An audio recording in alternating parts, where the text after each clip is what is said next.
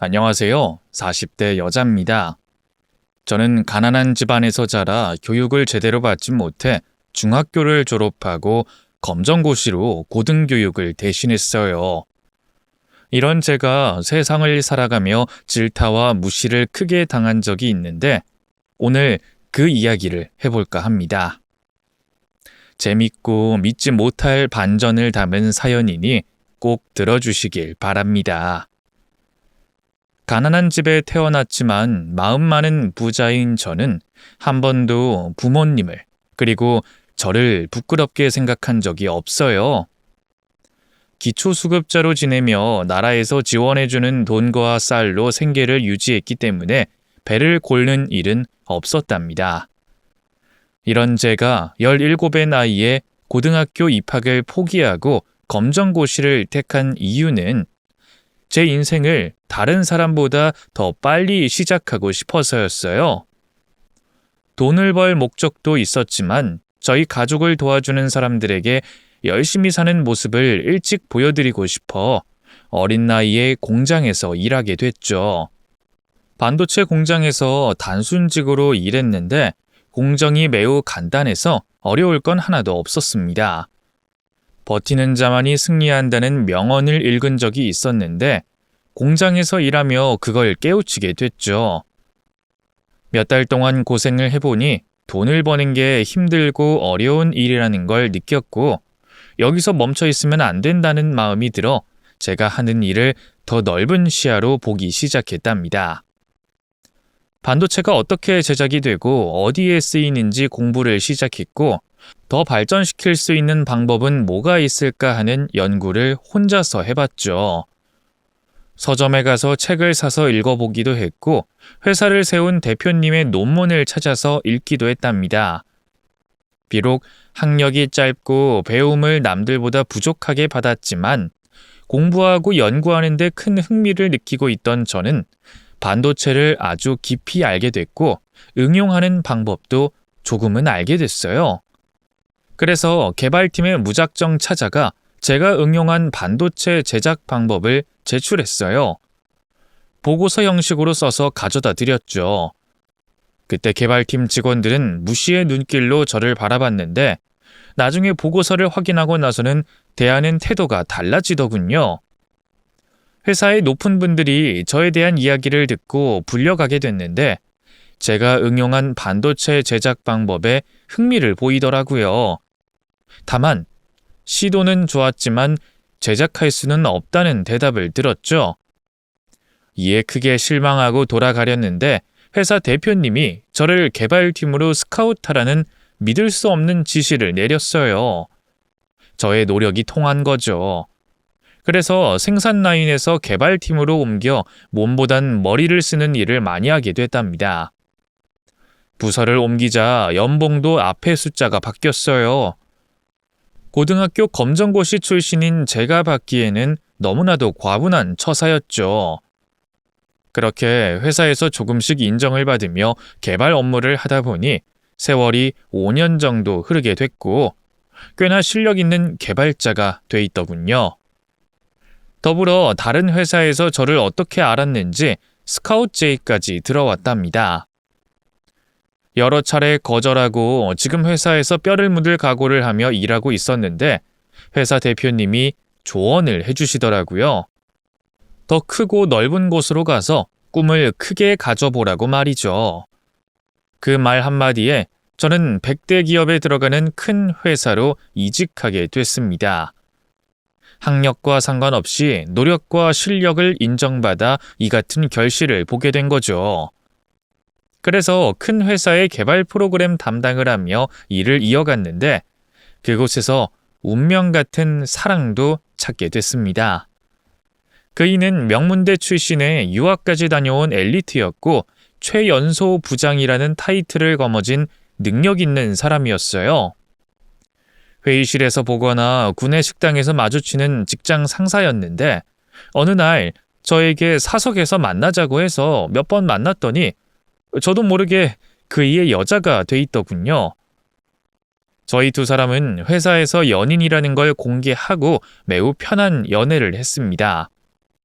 그이가 저와 결혼할 거라는 확신이 있었는지 한 번도 감추지 않더라고요. 그리고 2년의 연애를 끝으로 예상했던 대로 그이와 저는 백년가약을 맺게 됐습니다.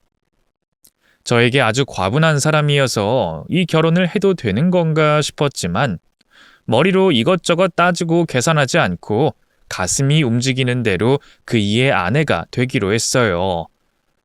그래서 양가 부모님께 인사를 드렸는데 저희 부모님이야 당연히 엘리트 남편을 보고 좋아하셨습니다.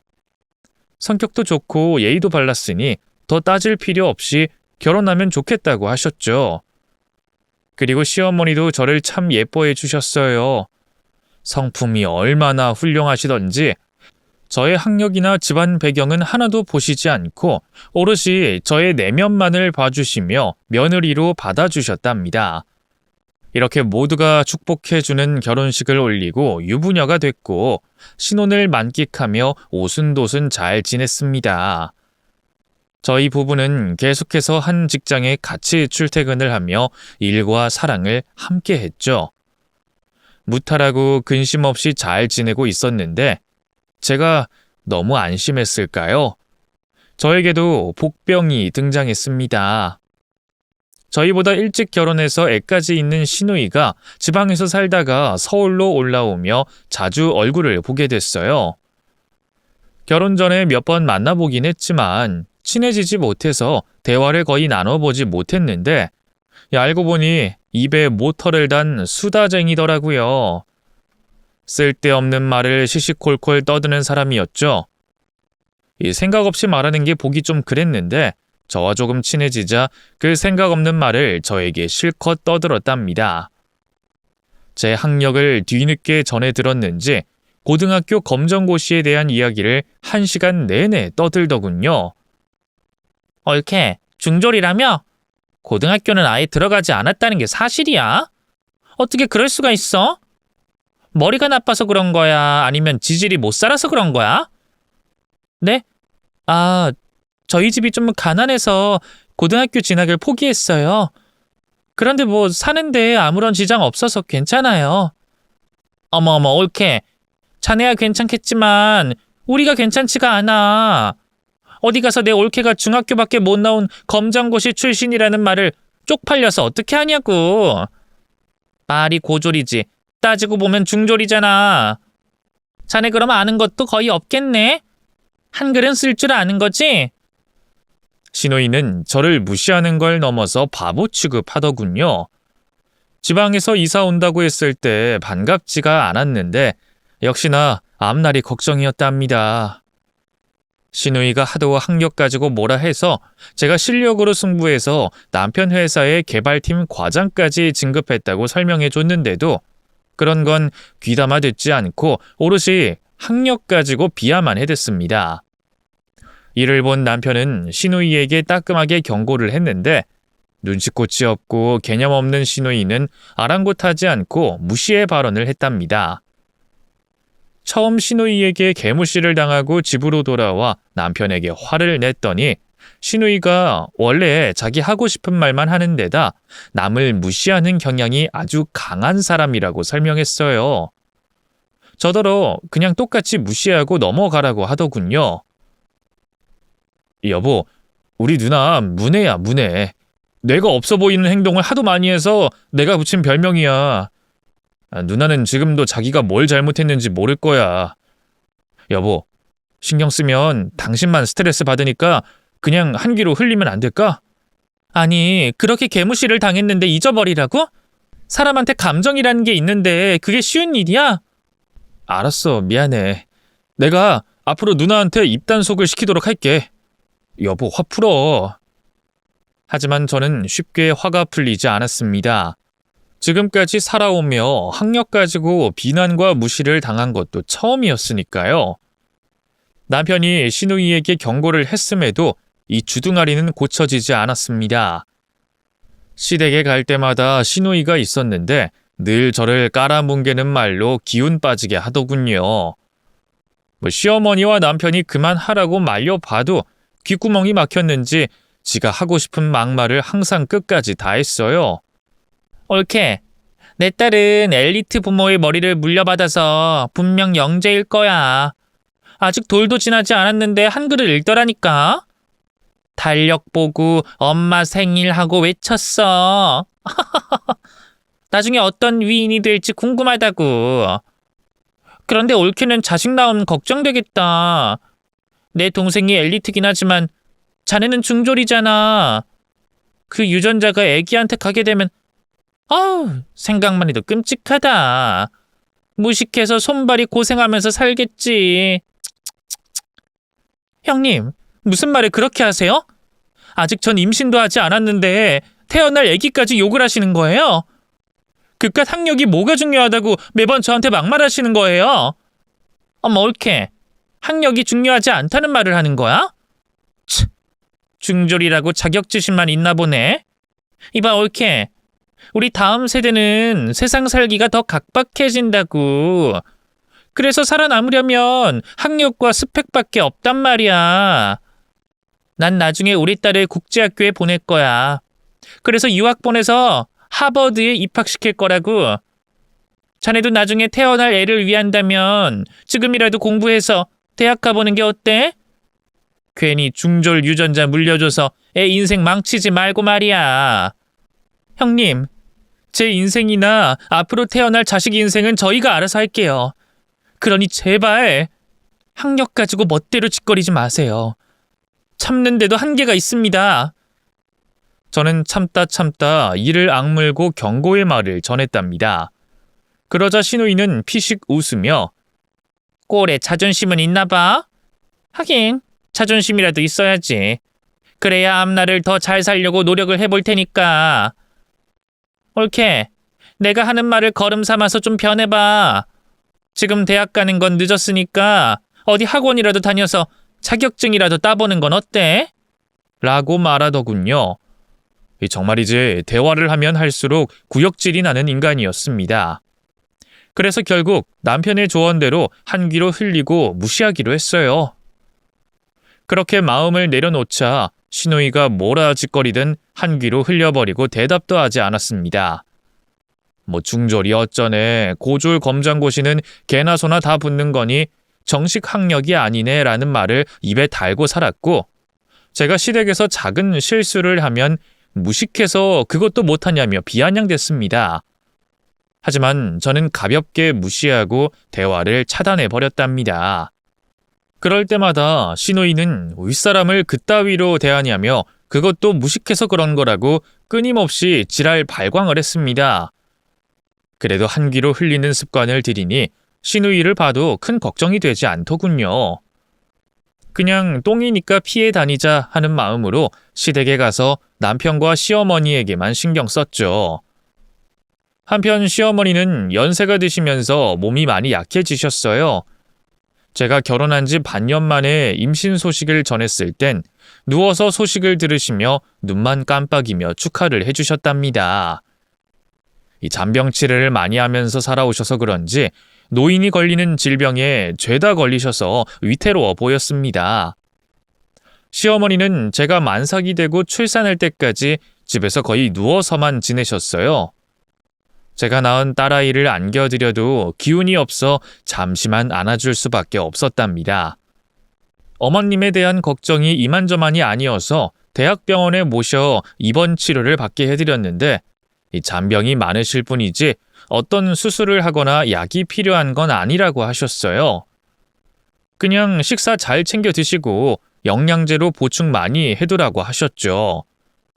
그런데 저희는 늘 시어머니의 식단과 보조식품에 크게 신경을 써왔는데 큰 효과를 보지 못했습니다. 결국 시어머니는 제 딸이 태어나고 얼마 지나지 않아 심장마비로 돌아가셨어요. 주무시다 고통 없이 떠나셨습니다. 남편과 저는 조금은 예상하고 있었기 때문에 슬프긴 했지만 많이 놀라진 않았답니다. 그렇게 시어머니를 보내드리고 시댁에는 이제 갈 일이 없으니 시누이를 거의 보지 않아도 될 것 같았습니다. 저는 출산을 하며 회사를 그만뒀기 때문에 집에서 남편 내조와 딸 육아를 하며 지냈어요. 그러자 시간이 남아도는 시누이는 허구한 날 저희 집에 놀러 왔습니다. 혼자 오면 오지 말라는 소리를 하겠는데 조카 딸을 데리고 오니 문전박대를 못하겠더라고요. 그래서 매번 반가운 얼굴로 시누이와 조카를 맞이했답니다. 그리고 시누이의 개무시와 조롱은 계속됐고 저는 한기로 흘리며 똥을 피해버렸어요. 시누이를 향한 스위치를 꺼버렸다 생각하고 제대로 대꾸도 해주지 않았습니다. 옳게, 내 딸은 이제 수학도 할 줄 알아. 더하기 빼기를 기가 막히게 한다니까. 틀림없는 영재가 분명해. 그런데 옳게 딸은 아직도 입을 못 댔어? 엄마 소리는 아직 못 들어본 거야? 네, 아직 옹알이만 하네요. 뭐 시간 지나면 엄마라고 불러주겠죠. 애가 자네 유전자를 물려받았나 봐. 내 동생 유전자 받았으면 지금쯤 구구단을 했을 텐데 말이야. 형님도 참, 갓난쟁이가 무슨 구구단을 해요. 말이 그렇다는 거야. 내가 보기에 자네 딸은 손발이 고생일 것 같아. 에이, 아가야, 넌 아빠 닮아야지. 왜 무식한 네 엄마를 닮았니? 또 무식이라는 말이 나오자 저는 귀를 닫아버렸습니다. 또 뭐라 하면 아예 입을 열지 않고 대화를 거부했답니다. 그럼 시누이는 삐쳐서 조카를 데리고 저희 집에서 나갔어요. 이렇게 매번 똑같은 레퍼토리로 지냈네요. 그렇게 세월이 흘러 제 딸이 초등학교 2학년이 됐고 시누이의 딸은 4학년이 됐습니다. 아이들은 같은 학교에 다녔고 친자매처럼 허물없이 아주 잘 지냈어요. 다행히 조카는 시누이와 달리 마음씨가 굉장히 착했답니다. 시누이 말을 빌려 말하자면 조카가 아빠의 유전자를 받아 그런 성품을 가진 거죠. 세월이 흘러도 시누이는 여전히 저만 보면 학력 이야기를 남발했습니다. 10년 가까이 조롱했으면 그만할 때도 됐는데 도대체가 지치질 않더군요. 이 말을 제 딸이 듣게 됐을 땐 남편에게 말해 시누이와 인연을 끊어버리자고 했답니다. 대가리에 똥만 찬 당신 누나 좀 제발 폐기물 쓰레기통에 처박을 하고 쌍욕을 해줬죠. 그러자 그이는 알겠다고 말하면서도 찾아오는 시누이를 걷어내진 못하더라고요. 시어머니가 돌아가시기 전에 유언으로 식구들이 등지고 살지 말고 항상 마주보고 살라고 하셨는데 남편은 어머님의 유언을 지키고 싶어 하는 것 같았죠. 그렇게 이를 갈고 있던 중 어느 주말에 시누이가 조카를 데리고 저희 집에 찾아왔습니다. 조카가 아주 착하고 예쁘긴 했지만 공부에는 별 취미가 없어 보였는데 시누이는 허풍을 심하게 떨었답니다. 옳게, 우리 딸 영재 테스트 받고 왔는데 글쎄 IQ가 무려 130이래. 정말요? 진짜 많이 나왔네요. 우리 미림이 대단한걸. 제가 조카 머리를 쓰다듬으며 칭찬하자 시누이가 제 손을 탁 치더군요. 옳게, 무식한 손으로 어딜 만져? 옳게 때문에 부정 타서 내 딸 머리가 나빠지면 책임질 거야? 형님, 이제 좀 그만하시죠. 제 학력 가지고 떠드는 거 언제까지 하실 거예요? 애들 보는 앞에서 창피하지도 않아요. 저는 시누이가 미운 걸 넘어서 안타깝고 불쌍하게 보였어요. 얼마나 자랑할 게 없으면 학력 가지고 평생을 떠드는 걸까 하며 한심하게 봤답니다. 하지만 시누이는 여전히 학력만 고집하고 고수하더군요. 옳게, 무식이 죄라면 대역죄야. 우리 집안의 고졸 검정고시 출신은 자기밖에 없는 거 알지? 우리 친척들 모두 수도권 4년제 출신 이상이라고. 자네가 우리 집안의 평균을 갉아먹는 걸 좀 알았으면 좋겠다. 나 같으면 각성하고 공부해서 주부대학이라도 가겠다고. 옳게, 네 딸 숙제는 봐줄 줄 알아? 무식한 널 닮으면 어쩌려고 그래? 아니다. 둘이 판박이라서 앞날이 저절로 그려진다. 이 무식한 모녀야. 형님, 한마디만 더 하시면 저 가만히 있지 않을 겁니다. 그리고 평균을 갉아먹는 저를 왜 만나러 오시는 거죠? 그렇게 제가 창피하고 부끄러우면 안 보고 살면 그만이잖아요. 아이고, 우리 옳게 또 화나셨네. 옳게, 그거 열등감이야. 내 말이 그렇게 안 입고 오면 그동안 자네를 발전시켰으면 됐잖아. 내 말이 틀려? 그리고 자식 교육 제대로 시킬 생각을 해야지. 언제까지 저렇게 놀고 먹기만 할 거야? 자네처럼 무식하게 고졸로 패배자로 살게 할 거야? 말이 나와서 말인데 옳게. 내 딸은 내후년에 국제중학교에 보낼 생각이야. 국제고등학교까지 나온 다음 미국으로 보내서 최고의 명문 하버드에 보낼 계획이라고. 신우이가 조카를 두고 자부심을 부리는 게 보통의 일이긴 했지만 국제중학교에 간다는 말을 들으니 조금 어이가 없었어요.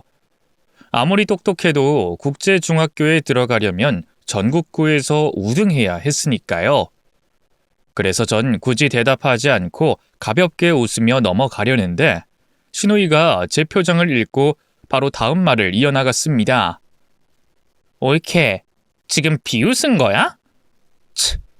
내가 하는 말을 못 믿겠다는 거야? 됐다. 자네가 뭘 알겠어. 중학교밖에 다니지 못한 사람이 하버드라는 대학을 들으니 꿈의 궁전으로 들렸겠지. 이봐 옳게. 자네도 이렇게 손 놓고 있지 말고 자네 딸 사교육 좀 시켜봐. 아 맞다. 나 얼마 전에 강남 대치동의 학부모 사이에서 유명한 제시 선생님 수업 신청해놨는데 자네도 해봐. 네? 제시 선생님이요? 아, 그 쪽집게라고 소문난. 아이고, 그 선생이 유명하긴 한가 보네.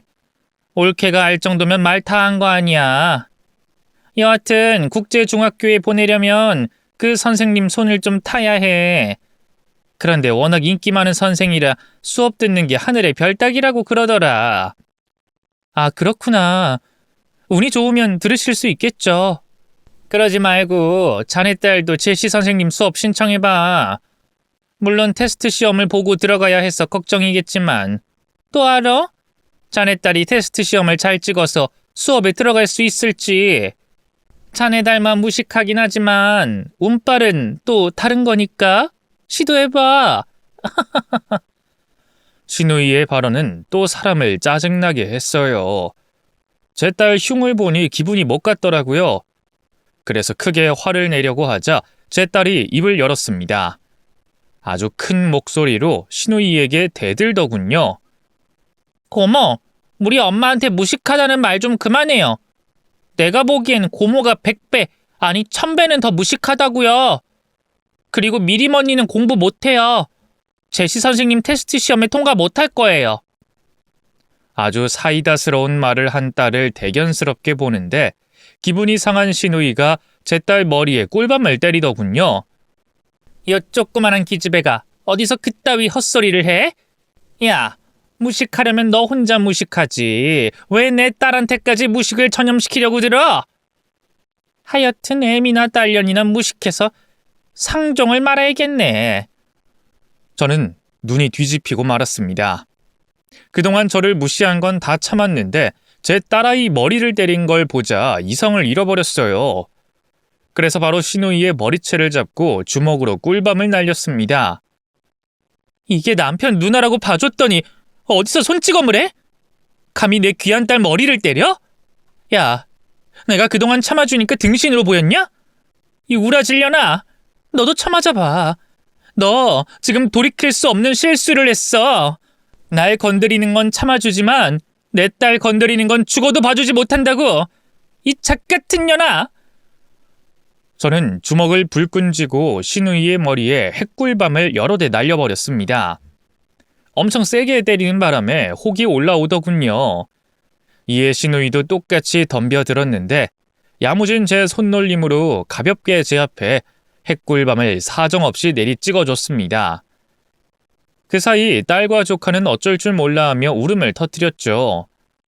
저는 참아온 울분을 다 풀어버리려고 신우이가 실신이 될 때까지 두들겨 팼습니다. 결국 집으로 돌아온 남편이 말려서 겨우 흥분을 가라앉혔어요.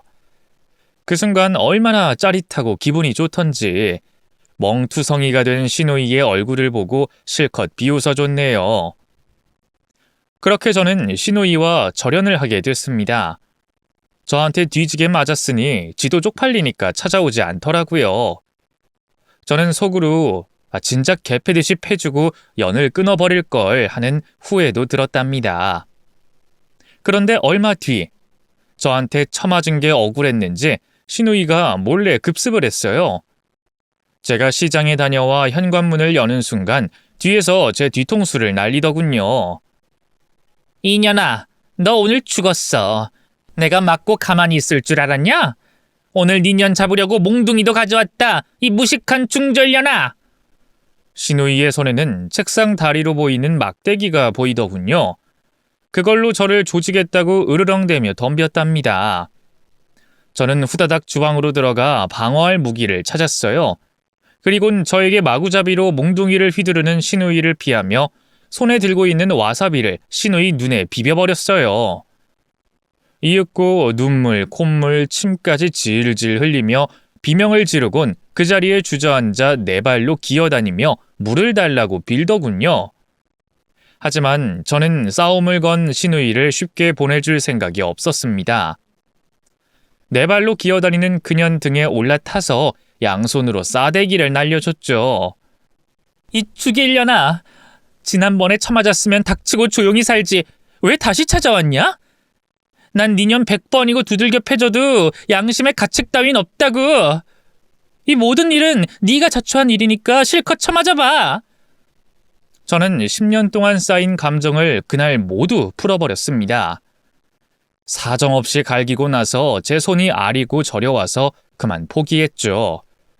시누이는 눈을 비비며 줄행량을 쳤고 다시는 제 집에 찾아오지 않았답니다. 그렇게 얼마의 시간이 더 지나고 저는 새로 취직한 일터에서 상담을 기다리고 있었습니다. 제 개인 사무실에서 서류를 훑어보다가 준비를 마쳤다는 직원의 말을 듣고 상담실을 들어갔어요. 제가 문을 열자 저를 기다리고 있던 두 모녀가 경악을 금치 못했답니다. 저는 그 둘을 향해 손을 흔들며 인사했어요. 하이 형님, 조카 반가워. 우리 학원에 온다더니 진짜로 왔네. 자, 그럼 앉아서 미리미 테스트 결과를 볼까? 시누이는 저에게 얻어터진 얼굴이 완전히 회복되지 않았더군요. 터진 입술을 바르르 떨며 저에게 물었습니다. 옳게. 자네가 여긴 왜 들어오나? 자네가 왜 내 딸 테스트 결과를 보겠다는 거야? 지금 우리 제시 선생님을 기다리고 있다고. 옳게. 도대체 여기서 뭐 하고 있는 거야? 아, 제가 소개를 아직 안 했군요, 형님. 제가 그 제시쌤이에요. 여기 제 명찰 보이시죠? 이 학원 영어 회화와 작문 맡은 강사입니다. 그럼 상담 시작해 볼까요? 시누이는 혀를 차며 기가 막힌다곤 쌍욕을 날리더군요. 그럴 리가 없어.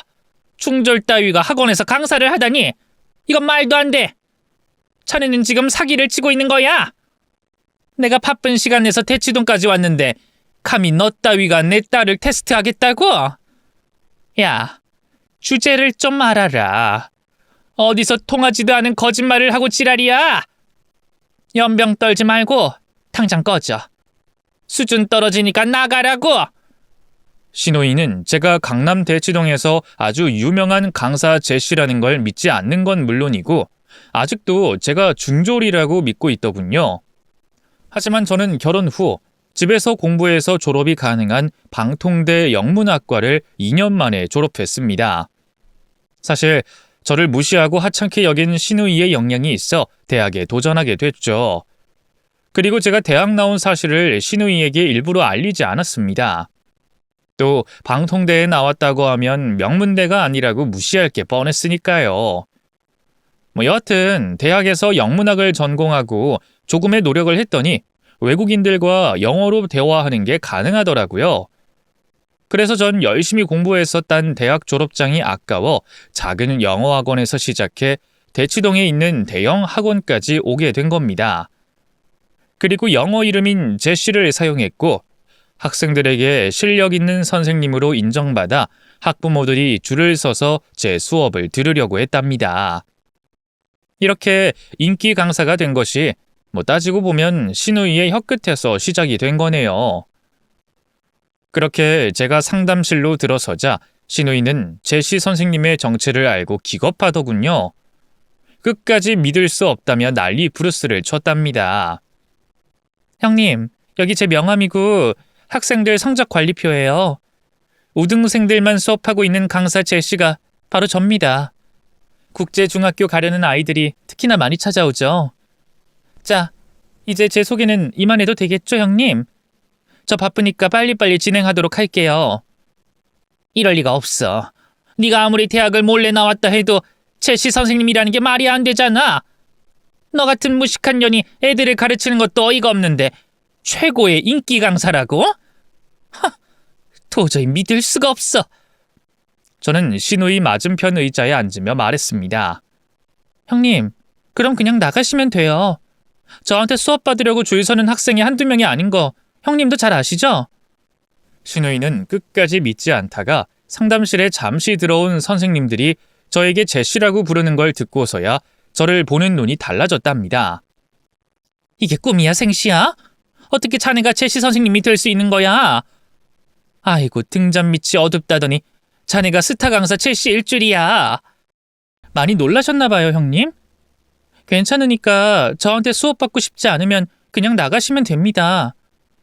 그러자 시누이는 한숨을 연거푸 쉬더니 물을 한 잔 벌컥 마시더군요. 그리곤 이성을 찾았는지 말문을 열었습니다. 옳게. 지난 일은 내가 미안하게 됐어. 자네한테 중졸이라고 조롱한 거 모두 사과하지. 아이쿠, 형님이 저한테 사과를 다 하세요? 이거 가문의 영광입니다. 진심이야. 자네가 제시라는 걸 알았더라면 잘해줬을 거야. 그러게 왜 진작에 말하지 않았나? 글쎄요. 그냥 비밀로 하고 싶었어요. 뭐 어쨌든 지난 과거는 그만 이야기하고 테스트 시험지 좀 볼까요? 제 수업을 들을 마음이 있다면 말이죠. 그러자 시누이는 조카의 시험지를 들고 공손하게 두 손으로 저에게 주더군요. 저는 키득거리며 고맙다고 말한 뒤 조카의 테스트 시험지를 살펴봤습니다. 형님, 추풍낙엽이네요. 절반도 맞지 못했어요.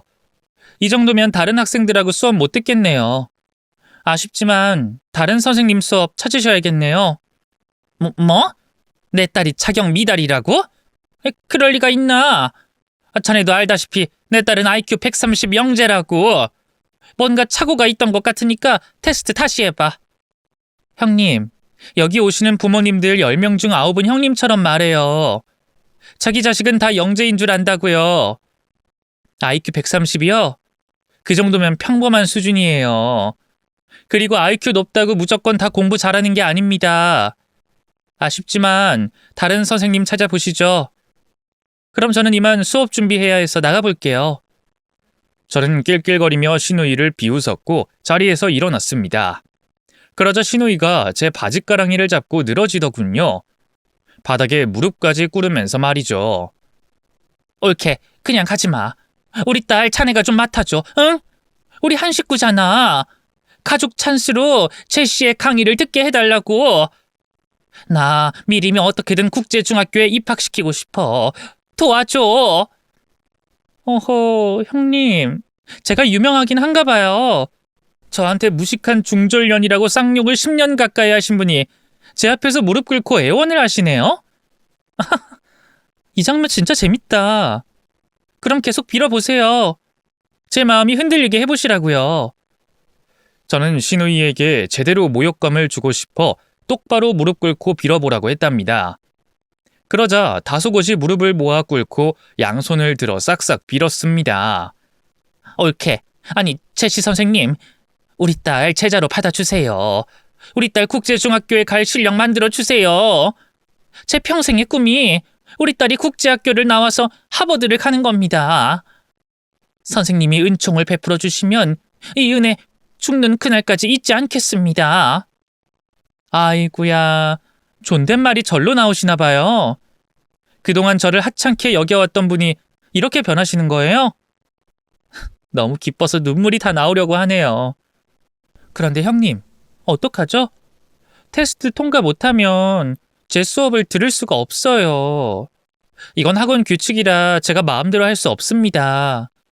제가 조언 하나 하자면 조카를 동네 작은 학원부터 보내세요. 이 정도 수준이면 제 딸보다 떨어지는 실력이라 초등학교 저학년들과 수업을 시켜야 합니다. 저는 아주 솔직하게 전곡을 찌르며 말해줬습니다. 이에 신우이는 그럴 리가 없다며 그동안 자기가 영어를 직접 가르쳤기 때문에 분명히 수준이 높을 거라고 하더군요. 하지만 저는 아주 냉정하게 뿌리치고 상담실에서 나왔습니다. 신우이가 졸졸 따라 나오길래 학원 매니저님들한테 처리해달라고 손짓을 했어요. 그래서 신우이는 덩치 큰 매니저님에게 질질 끌려서 학원 밖으로 쫓겨났답니다. 그 순간 얼마나 통쾌하고 시원하던지 그날을 가슴에 새기고 지내야겠다는 생각을 했네요.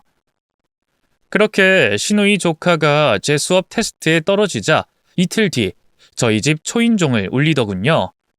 그래서 전 문전박대했습니다. 형님, 우리 안 보고 살기로 했잖아요. 이렇게 찾아와도 제 수업에 조카 드릴 수 없습니다. 얼른 돌아가세요. 이만 인터폰 끄겠습니다. 그러자 신우이는 현관문을 두드리며 애원했어요. 옳게, 그러지 말고 문 좀 열어줘.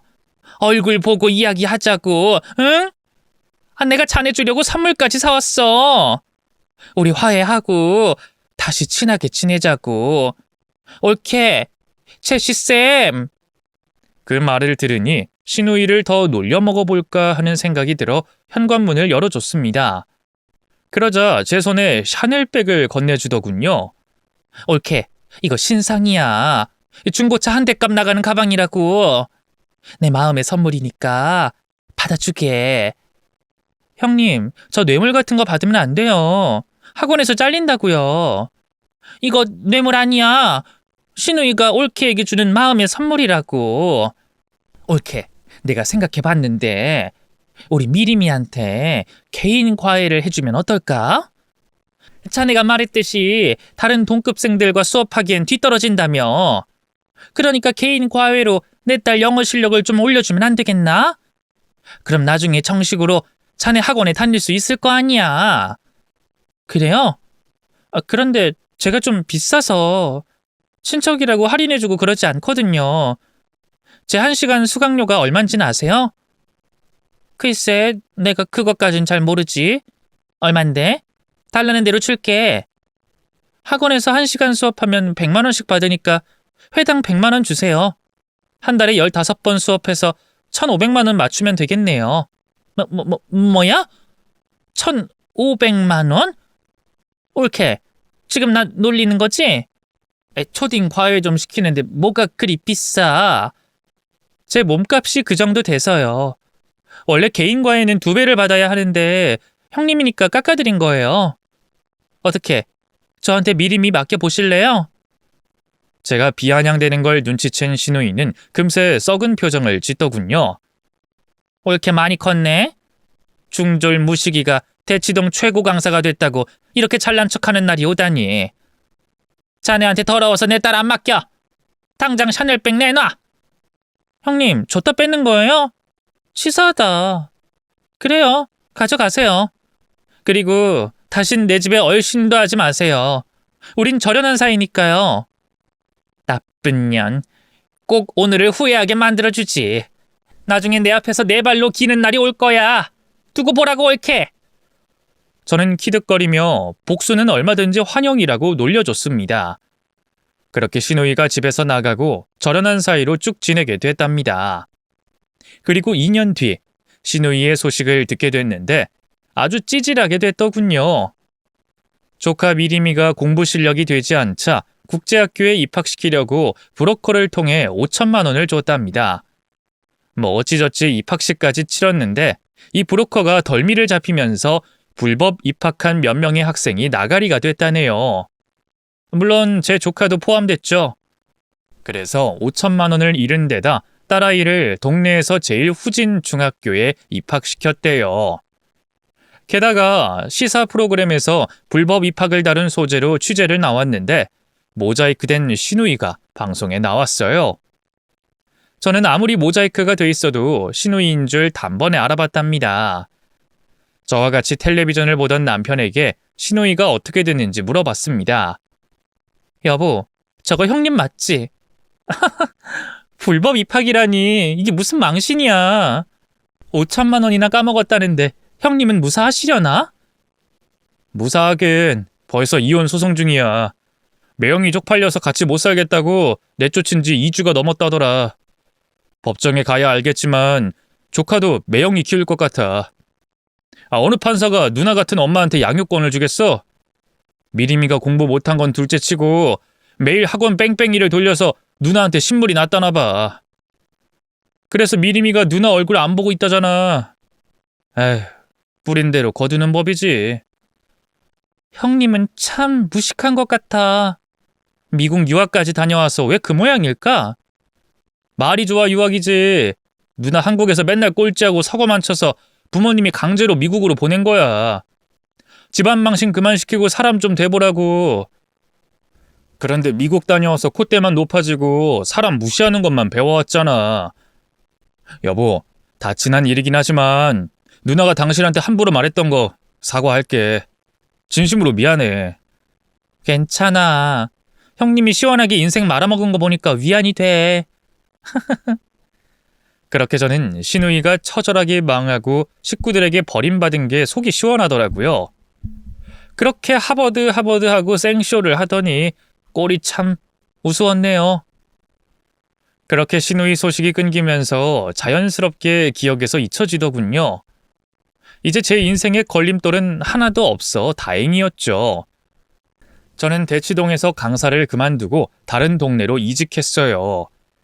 페이도 더 많이 주고 대우도 잘해주겠다고 해서 과감하게 일터를 옮겼답니다. 그런데 처음 출근한 학원에서 낯익은 얼굴을 보고 말았어요. 누군가 학원 바닥을 밀대로 밀고 있었는데 그 사람은 바로 제 시누이였답니다. 가족들에게 버림당하고 위자료로 가진 돈을 다 빼앗겼다더니 여기서 청소 일을 하고 있었나 봐요. 저는 모른 척 하려다가 인사를 건넸습니다. 형님? 어머, 이게 웬일이야? 형님 여기서 일하고 있었어요? 추레한 시누이는 뒤를 돌아보며 화들짝 놀랐습니다. 옳게. 자네가 여긴 왜? 아, 저 여기로 이직했어요. 돈을 더 많이 준다 해서 과감하게 둥지를 바꿨죠. 그런데 형님은 여기서 뭐 하세요? 청소부로 취직하신 거예요? 위자료로 가진 돈 다 날렸다는 소식은 들었어요. 그래서 지금 청소하고 있군요. 시누이는 주눅이 든 얼굴로 대답했어요. 그냥 잠깐 하는 거야. 실은 나도 여기 영어 강사로 취직했었어. 그런데 내 수업 받으려는 학생들이 없어서 인원이 찰 때까지만 하는 거야. 어머나, 그럼 형님도 여기 강사로 있는 거예요? 우와, 그럼 우리 직장 동료가 되는 거네요? 형님, 앞으로 잘 부탁드려요. 그래. 필요하거나 궁금한 거 있으면 물어봐. 그래서 전 바로 궁금한 걸 물어봤습니다. 형님, 예전에 저더러 무식하면 손발이 고생이라고 하셨잖아요. 그럼 지금 손발이 고생 중인 형님은 무식한 건가요? 뭐야? 옳게. 오랜만에 만나자마자 시비 거는 거야? 아니, 나는 형님이 했던 말 그대로 쓰는 건데. 형님 꽤 무식한가 봐요. 그러니까 손발이 고생이죠. 계속 인연을 이어갔으면 어쩔 뻔했어요. 집안 망신만 시켰을 거 아니에요. 시누이는 제가 예전에 당했던 말을 똑같이 해주니 크게 분노하더군요. 밀대를 집어던지고 소리를 질렀답니다. 너 이 중졸년, 이리 와봐. 천박한 게 어설프게 대학 나와서 운 좋게 스타 강사 됐다고 인생이 다 네 것 같냐? 아니, 다 제 건 아니죠. 그런데 앞으로 학원에 형님 강의 들으러 오는 학생은 다 제 것이 될 거예요. 형편없는 형님한테 누가 영어를 배우려고 하겠어요. 인연이 안 본 사이 더 컸구나. 좋다, 인연아. 오늘 니년 아작내고 나도 여기 때려치우련다. 이리 와, 이 개잡년아. 시누이가 못생긴 얼굴로 달려들길래 싸대기를 한 대 세게 갈겨줬어요. 그러자 제 머리채를 잡고 흔들어 대더군요. 이 중졸년, 오늘 니년 머리털 다 뽑아버리고 대가리에 든 것도 싹 다 뽑아버리겠어. 옛날에 그 무식한 년으로 돌아오게 만들어주겠다고. 이 천박한 년아, 난 무식한 적이 없었어. 항상 너보다 위에 있었다고. 내가 집이 가난해서 학교에 못 간 것뿐이야. 그런데 넌 미국식이나 다녀와서 그 모양이냐? 얼마나 못났으면 학원에서 수업은 못하고 청소나 하고 있냐? 저는 청소 일을 무시해서 이런 말을 한 게 아니라 신우이를 조롱하려고 한 말이니 오해 없으시길 바랍니다. 저와 신우이는 머리채를 붙잡고 학원에서 난동을 부렸어요. 학원 선생님들과 직원들이 모두 뛰쳐나왔는데 다들 신우이를 거세게 밀쳐버렸답니다. 왜 그런가 했더니 신우이는 학원에서도 자기보다 학력이 낮은 사람들에게 막대하고 무시했다네요. 그래서 신우이를 좋아하는 사람이 아무도 없었답니다. 바닥에 나자빠진 신우이가 다시 저에게 달려들자 모든 직원들에게 머리채를 잡혔어요. 이건 놔? 이 하찮은 대학 나온 것들이 어디서 까불어? 이거 안 놔? 나 미국 대학 나온 여자야. 니들과 급이 다른 사람이라고. 니들처럼 지잡대 나온 년들은 다들 얼마 못 가 잘릴 거야. 내가 진짜 실력자인 게 금세 소문나서 니들은 다 잘릴 거라고. 신우이는 버림도 받고 고생도 그렇게 했으면서 아직까지도 성격이 그대로였습니다. 아니, 더 심해졌어요. 이런 인간 이하의 신우이와 한 식구였다는 게 몸서리치게 부끄러웠답니다. 결국 신우이는 학원장이 등장해 해고를 통보하며 끝장나버렸어요. 굴러들어온 제가 박혀있던 신우이를 뿌리채 뽑아버린 거죠. 사실 이렇게까지 응징했는데도 일말의 죄책감도 없었습니다. 그래서 신우이는 학원에서 청소 일도 잘리고 다시 일자리를 구하지 못해 고깃집 알바를 시작했다네요. 그런데 거기서도 손님들을 급으로 나누고 서비스를 제멋대로 주는 바람에 사장에게 쌍욕을 먹고 쫓겨났답니다. 지금도 어디선가 사람을 학벌과 배경으로 취급하며 지가 세상에서 제일 잘난 줄 알며 개고생하면서 살고 있을 거예요. 신우이의 바닥 인생은 계속될 겁니다. 조카딸이 얼굴을 보여주지 않고 있어 하늘 아래 가족도 친구도 없이 홀로 썩어갈 것 같네요. 이렇게 저의 신우이와 있었던 사건과 일화들을 써봤더니 진짜 가관인 년이네요. 주변에 이런 사람 보신 적 있나요? 만약 있으시다면 무조건 피하세요. 똥이 무서워서 피하는 게 아니라 더러워서 피하는 거니 뭐라 시부렁거려도 무시하고 피하시길 부탁드립니다. 그럼 저는 평범하고도 잘 나가는 제 인생을 계속 즐기고 누려보렵니다. 끝까지 들어주셔서 감사드려요. 모두 안녕히 계세요.